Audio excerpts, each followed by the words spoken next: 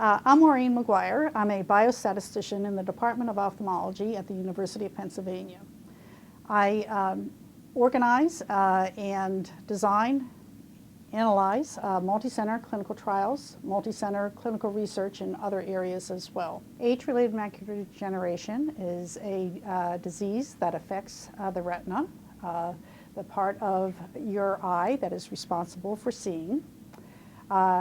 It starts off in a very early stage as drusen or small yellow deposits, which usually don't have any impact on vision, but many people progress to the later advanced forms, which include a neovascular form, or wet AMD.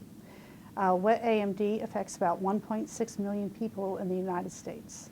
Our objective was to study two drugs that are available for the treatment of wet AMD.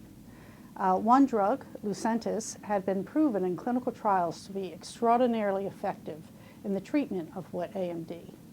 A second drug, Avastin, had not been tested in clinical trials but was being widely used by ophthalmologists for the treatment of wet AMD. And we wanted to find out if Avastin was indeed as good as Lucentis. We studied patients who had wet AMD. Most of those patients, the average age is about 80, so these are older folks. The results of this study tell us that Lucentis and Avastin provide very similar results at 1 year on vision. And that's a very important finding. The results also tell us that when we treat only when there are signs of active neovascularization, we get very similar results. The important thing to know for all patients is that with either one of these drugs, we get very good results. Patients see at 1 year as well as or better than they did when they walked in. Just 10 years ago, when a patient walked in to a doctor's office with wet AMD, they could expect to almost certainly lose not 1 letter, but 15 or 20 letters on the eye chart.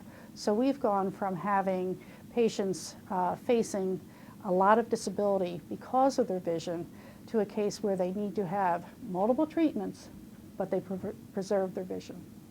We collect all the data here, and we're lucky enough to analyze the data as well. We have a photograph reading center which interprets the photographs from all of the 1,200 patients in the study, provides interpretations with regard to study eligibility and how the patients are doing with respect to anatomy.